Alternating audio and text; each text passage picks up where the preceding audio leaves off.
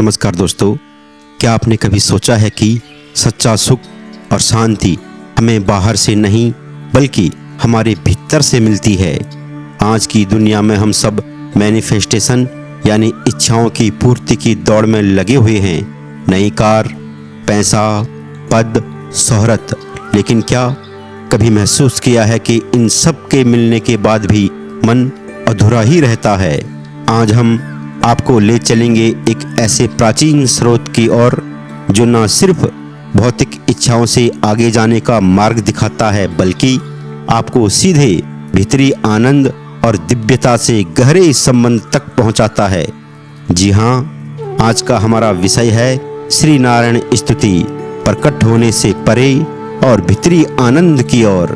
तो आइए शुरू करते हैं ये अनोखी आध्यात्मिक यात्रा।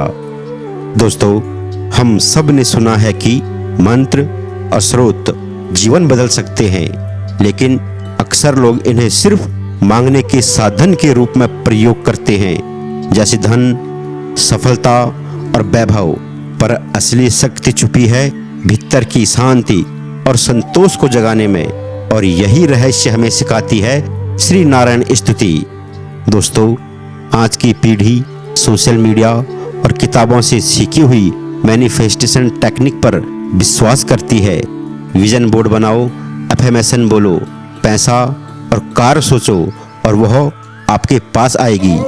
यह बातें सुनने में अच्छी लगती है, लेकिन समस्या यह है कि यह लालसा कभी खत्म नहीं होती।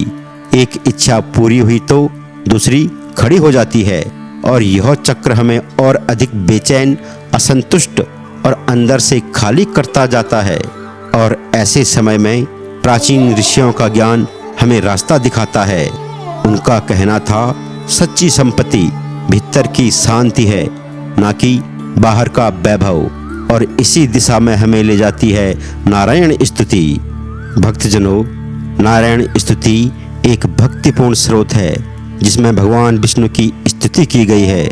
विष्णु जो पालनहार है, जो संपूर्ण सृष्टि को संतुलन में रखते हैं।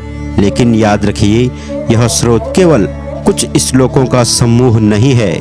यह एक ऊर्जा है, एक संपदन है जो साधक के मन, बुद्धि और आत्मा को दिव्यता से जोड़ता है। जब हम इसे केवल जपते हैं तो इसका असर सीमित रहता है, पर जब हम इसके भावों को समझते हुए, गहराई से महसूस करते हुए जपते हैं तो यह हमारी चेतना को ऊपर उठाता है। तब यह हमें बाहरी इच्छाओं से हटाकर भीतर के आनंद की ओर मोड़ता है। भक्तजनों, इतिहास में कई ऐसे संत और भक्त हुए जिन्होंने नारायण स्तुति या अन्य विष्णु स्तुतियों के माध्यम से अपना जीवन बदल दिया। कहा जाता है कि भक्त प्रहलाद जब अपने पिता हिरण्यकश्यप के अत्याचार सह रहे थे, तब वे केवल नारायण नारायण का जप करते थे, और न तो उन्हें भय था न चिंता, क्योंकि उनका मन नारायण स्तुति के भावों से जुड़ा था, और यही आंतरिक संतोष उनकी शक्ति बना। भक्तजनों, जब हम नारायण स्तुति का अभ्यास करते हैं तो धीरे धीरे हमारा मन बाहर की दौड़ से हटकर भीतर स्थित होता है। शुरुआत में शायद हम भी इसे भौतिक इच्छाओं की पूर्ति के लिए करेंगे, लेकिन निरंतर अभ्यास के साथ यह स्तुति हमारे भीतर शांति, संतोष और आभार की भावना को जन्म देती है। नारायण स्तुति का एक और गहरा प्रभाव है, यह हमारे अहंकार को धीरे धीरे मिटा देती है। जब हम बार बार भगवान विष्णु का गुणगान करते हैं तो हमें यह एहसास होता है कि हम सब कुछ नहीं हैं, बल्कि हम एक विराट चेतना के अंश हैं, और यही अनुभव हमें आनंद की ओर ले जाता है। वह आनंद जो किसी परिस्थिति, वस्तु या व्यक्ति पर निर्भर नहीं है, बल्कि वह आनंद भीतर से स्वतः प्रकट होता है। और यही असली आनंद है जो ना समय छीन सकता है और ना ही परिस्थितियाँ। भक्तजनों, अब सवाल यह उठता है कि हम इसे अपने जीवन में कैसे अपनाएं। तो सरल उपाय है, प्रातःकाल या रात को सोने से पहले 5 से 10 मिनट नारायण स्तुति का जप करें। जप करते समय केवल शब्द ना दोहराएं, बल्कि भाव को समझें।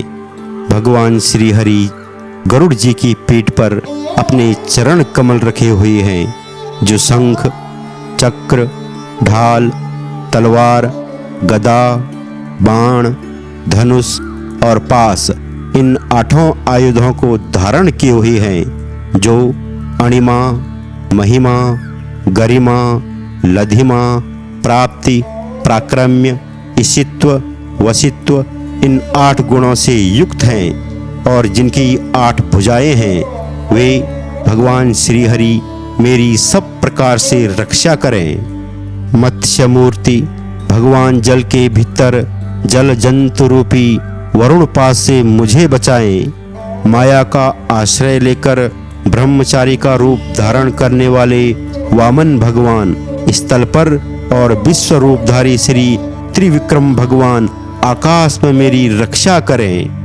दुर्ग, वन तथा युद्ध स्थल आदि में नरसिंह भगवान मेरी रक्षा करें, जो हिरण्यकश्यपु आदि दैत्य पत्नियों के शत्रु हैं और जिनके भयानक अट्टहास से समस्त दिशाएं गूंज उठती थी और गर्भवती दैत्य पत्नियों के गर्भ गिर गए थे।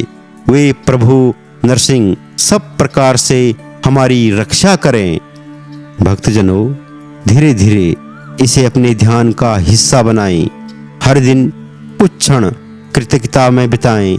जो मिला है उसका आभार मानिए।